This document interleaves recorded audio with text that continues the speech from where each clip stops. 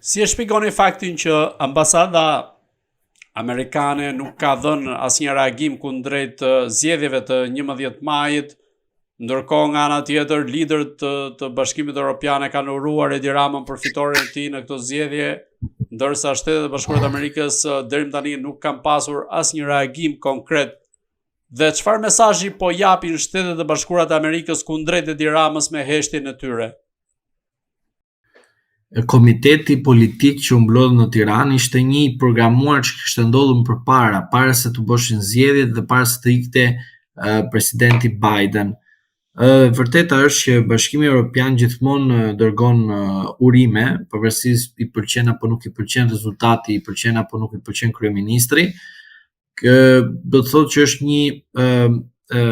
një përgjigje ose më mirë është një reagim diplomatik, sepse Bashkimi Evropian nuk punon ashtu siç punon Amerika, punon pak më ndryshe se sa punojnë shtetet e tjera dhe Shtetet e Bashkuara të Amerikës. Për mendimin tim, mënyra se si është përcjellë ky mesazh, jo vetëm urimi, por edhe heshtja nga ambasada amerikane, është e çuditshme për popullin shqiptar dhe unë dua të them tek populli jon që ta shikoj pak me kujdes, sepse derisa shteti më i fuqishëm në botë, që është Amerika, nëpërmjet ambasadës saj nuk reagon, do të thotë që kemi diçka që nuk shkon mirë. Çfarë nuk shkon mirë? Kjo mbetet për tu parë, por a të bëjmë një analizë? Analiza është kjo. Mos kanë një prapaskenë e cila po luhet poshtë edhe ne nuk dim asgjë. Po çfarë është ajo prapaskenë që ne nuk dim asgjë? Mos është valle një dakordsi politike midis palëve që në zgjedhjet e ardhshme kur të jenë brenda mandatit 4 vjeçar të shkojmë në zgjedhje të parakohshme. Por kjo pse duhet të ndodhi? Duhet të ndodhi nga një ndikim i huaj apo duhet të ndodhi nga një krizë e brendshme jona?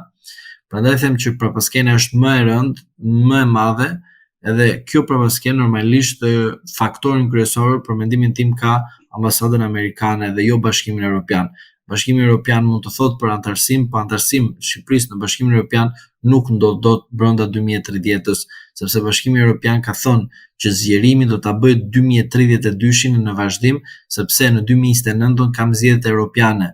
Në zgjedhjet europiane janë në ndërmjetshme edhe zgjedhjet e shteteve anëtare që kemi të bëjmë në Francë në 2027-ën, në Portugali në 2026-ën për president, dhe në vendet e tjera do të kemi ndryshime të qeverive të brendshme, pra do të thotë që Bashkimi Evropian nuk është gati të zgjerohet, po thjesht është gati të bëjë çfarë? Konsultim, të bëjë teknikalitete, të kërkojë për përmbushje të detyrimeve të reformave, por kjo nuk e bën Shqipërinë anëtare të Bashkimit Evropian. Dhe vim këtu pikërisht dhe kthehemi tek ambasada amerikane në Tiranë, dhe kjo është, do thoja, akoma më shqetësuese, sepse ende nuk ka dalë akoma emri i ambasadorit apo ambasadores që do të jetë në Tiranë për të përfaqësuar linjën Trump, pra ambasadën e Shtetit Bashkuar të Amerikës. Për mendimin tim, ambasadori duhet vi shpejt dhe mendoj se do vi, është thjesht punë 2 muajsh për diskutim, maksimumi deri në shtator ambasadori i ri duhet të jetë patjetër në Tiranë dhe nuk besoj unë që do të kemi vonesa. Në rast se do të kemi një vonesë, do të jetë vetëm kjo në intervistën e tij në departament, e cila i bëhet një intervistë dhe senatorët dhe kongresmenët kanë të drejtë të bëjnë një veto. Vetëm për këtë arsye mund të kemi një vonesë të vogël pas shtatorit, por për mendimin tim kjo do të jetë vetëm për shkak të fondacionit Soros, i cili ka akses në procesin legjislativ, ka një uri dhe një demokrat pjesë e Kongresit Amerikan apo të Senatit mund të bëjë, mos gaboj, një kundërshti dhe duke qenë se do bëj kundërshti do vonohet pak, por jam i mendimit që zoti Donald Trump do dali patjetër me një vendimarrje e tij për të deleguar ose më për të sjellur një ambasador në Shqipëri. Sapo të vijë dhe ambasadori i ri, atëherë do të shikojmë qartazi Shtetet e Bashkuara të Amerikës kanë ndryshuar marrëdhëniet e tyre me Partinë Socialiste apo kanë ndryshuar marrëdhëniet e tyre me kryeministrin e vendit. Kjo duhet parë me shumë kujdes.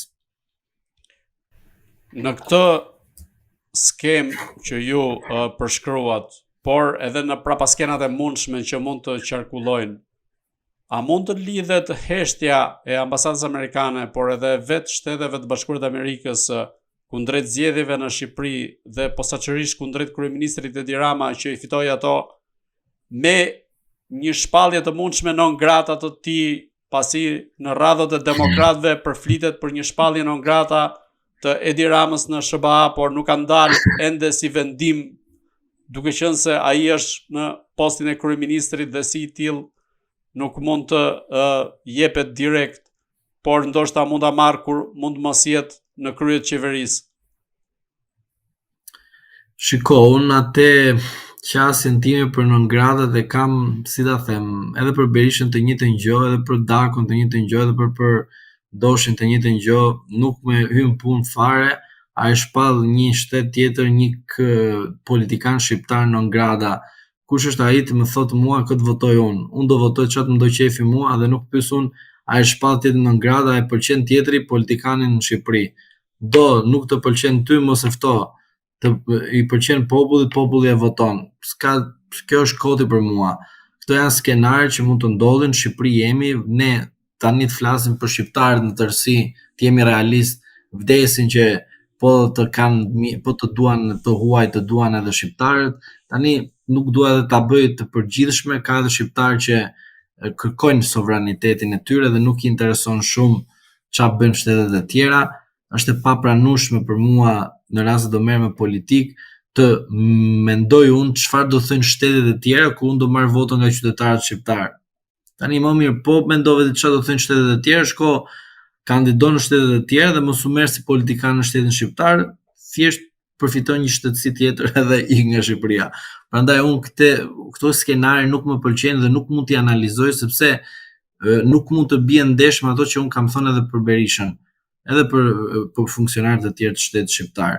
Prandaj mendimi im për non gradën është kjo: personi, shteti që futët duart apo fut interesin, ndikimin e shtetit vet në vendin ton, duke na thënë ne këtë votojmë dhe si do votojmë, dhe përveç kësaj a shpallet non grada një politikan shqiptar, për mua nuk ka vend në një demokraci ose në një sovranitet. Kjo është thjesht pazar, në të tilla pazare unë nuk bëj pjesë sepse nuk më intereson dhe nuk duhet të bëj pjesë. Dhe këtë ftoj edhe qytetarët, nuk kanë rëndësi non grada, rëndësi ka në rast se ty nuk të pëlqen, ndëshkoje me votë, që ai të iki. Në rast se ti e miraton, atëre edhe non grada të shpallës nuk ka vlerë fare.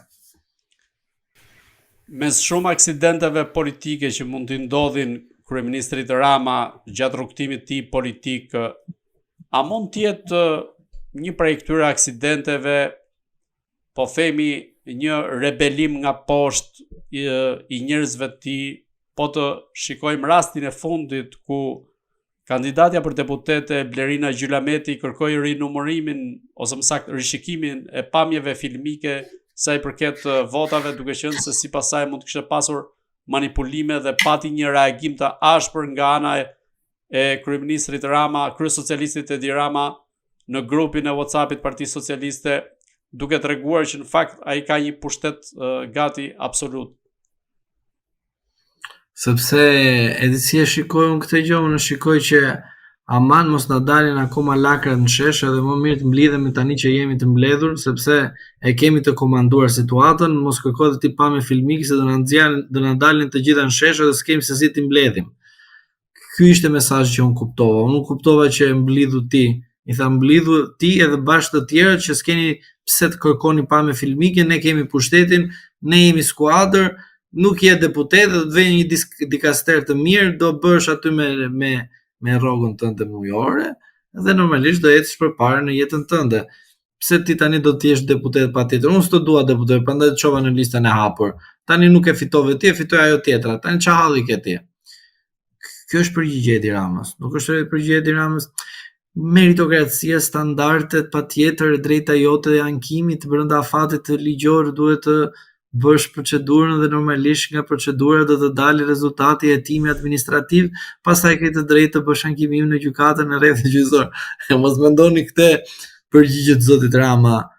Ktu jeni të gjithë, jemi skuadër, po kush e hap gojën, shko përpara komitetit të ekzekutiv të partisë që është SPAK-u.